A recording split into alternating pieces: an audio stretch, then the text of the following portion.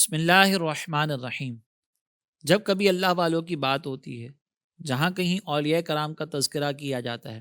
جب کبھی تقوی و پرہیزگاری کی مثالیں دینی ہوں، تو وہاں پر اپنے وقت کے غوث اور اپنے وقت کے امام سلطان العارفین حضرت بایزید بستامی رحمۃ اللہ تعالیٰ علیہ کا ذکر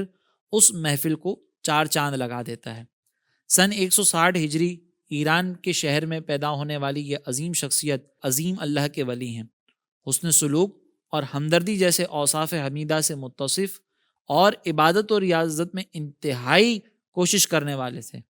آپ کے متعلق آتا ہے کہ جب نماز پڑھتے تو حد درجہ خشوع و خضوع کو اختیار کرتے اور اللہ رب العزت کی بارگاہ میں گریہ وزاری کرتے۔ تقوی و پرہیزگاری میں بھی بے مثل و بے مثال تھے۔ کسی نے آپ سے اس خاص قرب کے بارے میں پوچھا کہ آپ کے اس مقام و مرتبے کی وجہ کیا ہے، تو یہاں پر جو آپ نے جواب دیا وہ انتہائی اہمیت کا حامل ہے، اور آج کے دور میں ہر شخص کو اس بات کی طرف توجہ کرنا انتہائی ضروری ہے۔ پھر آپ اس کی تفصیل ذکر کرتے ہوئے بتانے لگے کہ جب میں مقام شعور پر پہنچا تو میں اپنے والدہ سے عرض کرنے لگا کہ یا تو آپ مجھے اپنی خدمت میں قبول کر لیں، یا پھر اپنے سارے حقوق معاف کر کے مجھے اللہ تبارک و تعالیٰ کی عبادت میں مشغول ہونے نہ دیں، کیونکہ میں آپ کے اور اللہ تبارک و تعالیٰ کے حقوق ایک ساتھ ادا کرنے سے عاجز ہوں۔ اب یہ والدہ حضرت بایزید بستامی رحمۃ اللہ تعالیٰ علیہ کی والدہ تھیں۔ انہوں نے سامنے سے یہ نہیں کہا کہ بیٹا تمہاری ماں کا بھی تم پر کچھ حق ہے، تمہاری ماں بھی تمہارے حسن سلوک کی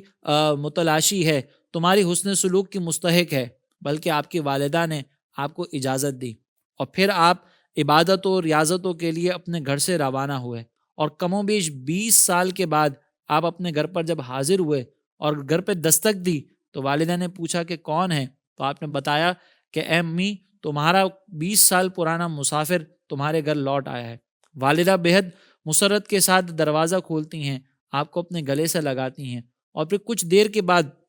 جب آپ کی والدہ بستر پر آرام فرمانے کے لیے لیٹ جاتی ہیں تو وہ فرماتی ہیں کہ بیٹا مجھے پانی کی پیاس لگی ہے۔ بایزید بستامی رحمۃ اللہ تعالیٰ علیہ گھر میں جب پانی کو دیکھتے ہیں تو وہاں مشکیزہ خالی ہوتا ہے،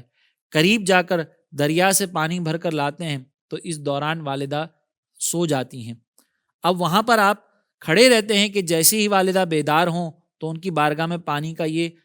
گلاس پیش کر دیا جائے۔ آپ کھڑے رہتے ہیں حتیٰ کہ آپ کی والدہ بیدار ہوتی ہیں اور آپ کو دیکھتی ہیں کہ آپ اس حال میں ساری رات کھڑے رہے کہ والدہ کی آنکھ کھلے اور میں والدہ کی بارگاہ میں ان کا منگوایا ہوا پانی انہیں پیش کر سکوں۔ جب والدہ نے یہ دیکھا تو فوراً دل سے دعا دی کہ اے اللہ میرا بایزید جو چاہتا ہے، جو مقام کا وہ طالب ہے، اے اللہ تو اسے وہ مقام عطا فرما۔ تو حضرت بایزید فرماتے ہیں کہ میری والدہ کی یہ دعا دینا تھا، اللہ تبارک و تعالیٰ نے سارے پردے میری آنکھوں سے اٹھا دیے، اور جس مقام کی تلاش کے لیے میں ریاضتیں کرتا رہا، مجاہدات کرتا رہا، وہ مقام و مرتبہ مجھے اس ایک رات میں مل گیا۔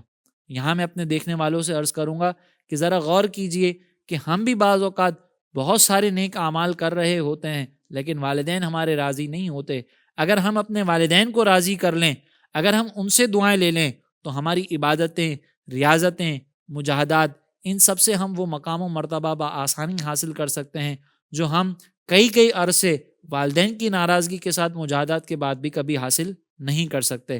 لہٰذا اپنے شیوخ کی خدمت کریں، اپنے اساتذہ کی خدمت کریں، لیکن ساتھ ہی اپنے والدین کی بھی خدمت کریں تاکہ اللہ تبارک و تعالیٰ آپ کو وہ مقام و مرتبہ بھی عطا فرمائے جس کی ہم طلب کر رہے ہیں۔ بہرحال علم و تقویٰ کا یہ عظیم پیکر 15 شعبان سن 261 ہجری میں اس دنیا سے رخصت ہو جاتا ہے، اور دنیا کو یہ پیغام دے کر جاتا ہے کہ اگر اللہ کی بارگاہ میں مقام و مرتبہ چاہیے تو اللہ تبارک و تعالیٰ کے بندوں اور خصوصاً والدین کے ساتھ حسن سلوک رکھیے تاکہ اللہ تبارک و تعالیٰ آپ کو وہ عظیم مقام و مرتبہ عطا فرمائے جس کے آپ طالب ہیں۔ اللہ تعالیٰ سے دعا ہے کہ اللہ تبارک و تعالیٰ ہمیں ان کی سیرت پر عمل کرتے ہوئے اپنی زندگی کو گزارنے کی توفیق عطا فرمائے۔ زندگی کے تمام شعبوں میں دینی رہنمائی حاصل کرنے اور آخرت کو بہتر کرنے کے لیے ہمارے یوٹیوب چینل